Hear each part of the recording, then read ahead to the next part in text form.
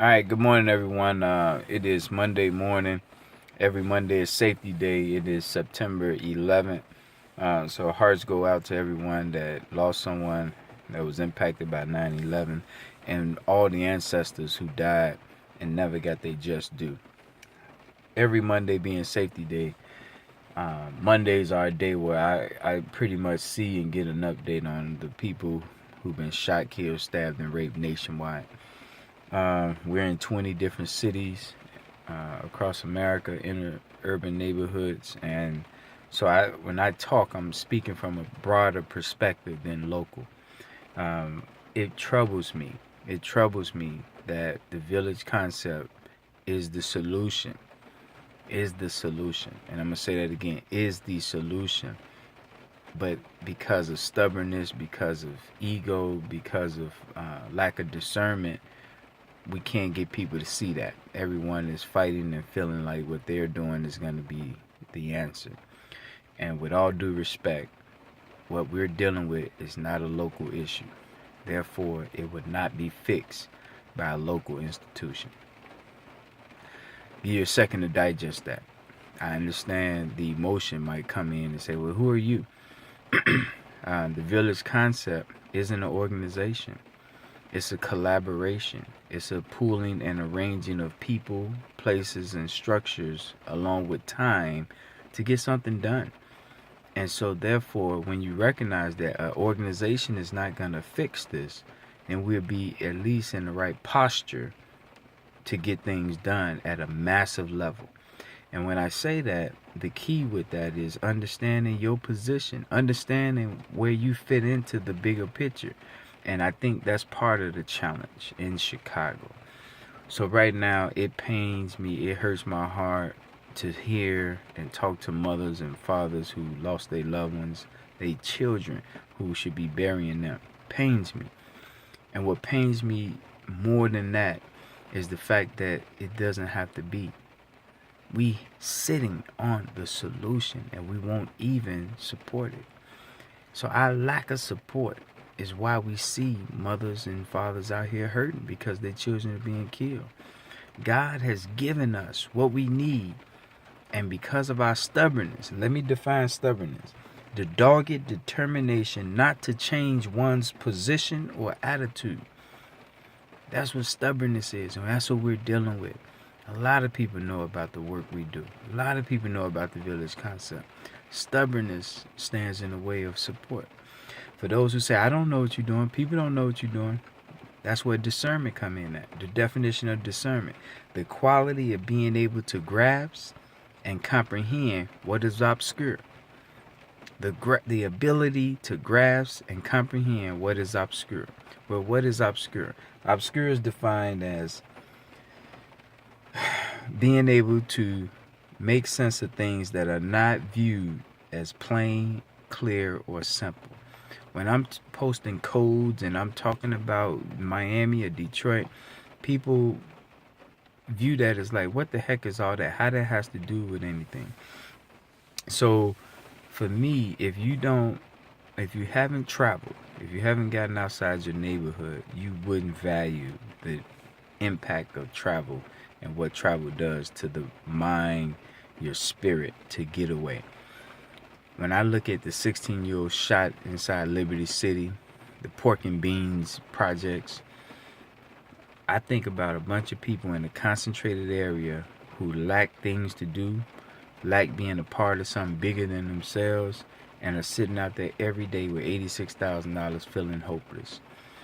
I don't care what your organization is in Miami. It's bigger than your organization in Miami. If you're in Gate City and you got an organization helping the children, it's bigger than your children, your organization. They need development. There's a difference between doing good and occupying their time and developing them. Travel is superior to what you're doing with your organization. And I say that just to put you in the right mind frame, not to put down your organization. I thank God for you taking time to help other people. But we can help people by being a crutch, or we can help people by helping them be able to help themselves. And that's the key. How do we develop people? Travel is a part of developing what's wrong in America. Our people are traveling, but they're traveling once they're incarcerated, and they're sending them downstate or upstate to prisons to get out the neighborhood. We have to create our own mechanism. And when they travel, it has to be travel with a purpose, travel with a plan.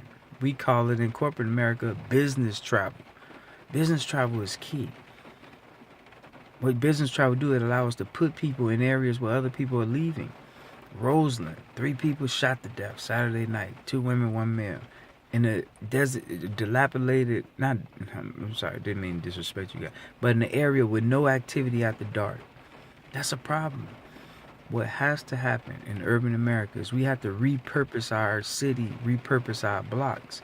And the way we're going to do that is by moving people in and moving people out. That's big picture stuff, you guys. Your organizations are needed. We need local organizations, but we need to repurpose them. We need to repurpose them.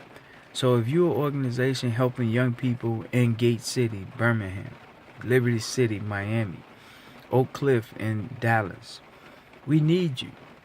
But just holding the kids and doing activities with them is a dependency model. So what we need to do when I say repurpose is when we bring in the 19, 18-year-olds for 3 months, they need an organization to plug into. And there you have it. So now you got outside funding to your organization, keeping you sustainable because you're working with the Birmingham children in Miami, or the Miami children in Birmingham, or the Detroit children. So what I'm saying to you guys, this is where discernment come in at.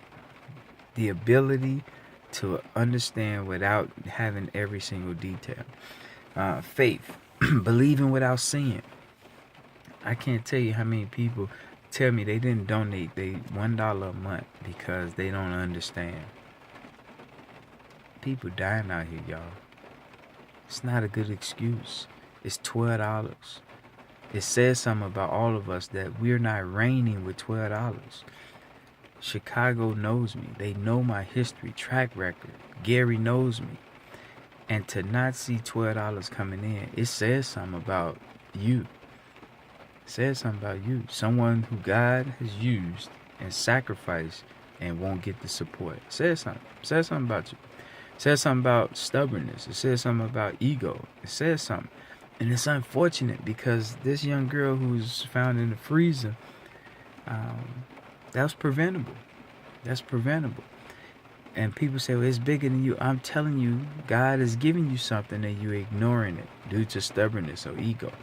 The way we fix that problem with that young lady, and Kwabena has this, him and his network of people watching the music that's being played. That music is a vehicle that's getting in the minds of our people. And while white people listen to the music too, white people reality isn't our reality in the hood. So that music does something different to a black child than it does to a white child listening to it. So the conditions on the ground is what matters. We are the premier structure on the ground in every zip code. We can tell you what precinct, block, voters, who birthday is on the block, and we're not using that. We having all white parties. We traveling on boat cruises. We having a good time and just hoping that our loved ones are not shot and killed and raped. That hope isn't enough. God wants you to do more. Faith is the substance of believing without seeing, but faith without works is dead. And that's what's missing, y'all. We got to put this money up. We got to believe in the village concept. It's not the village concept is bigger than the National Block Club University. It's bigger than any organization. It's a concept, the daily living habits. Wednesday economic day. Ego prevents you. I ain't doing economics on Wednesday. I'm doing it every day. See? The inability to come together. Create your own thing instead of coming together. So, I just had to speak my mind because when I hear what happened in Chicago with this young girl and I'm hearing everyone blaming and being upset, and they part of the problem. The same people comment is part of the problem. The same people comment don't know their neighbor on their block. Same people comment can't name 4 black businesses they supported. Same people comment having donated $12, $1 a month to this structure. And so it's so hypocritical. But we go get that because I love them and hopefully they love life and they want to do things better. The other thing I want to say, there's a difference between advocating and organizing.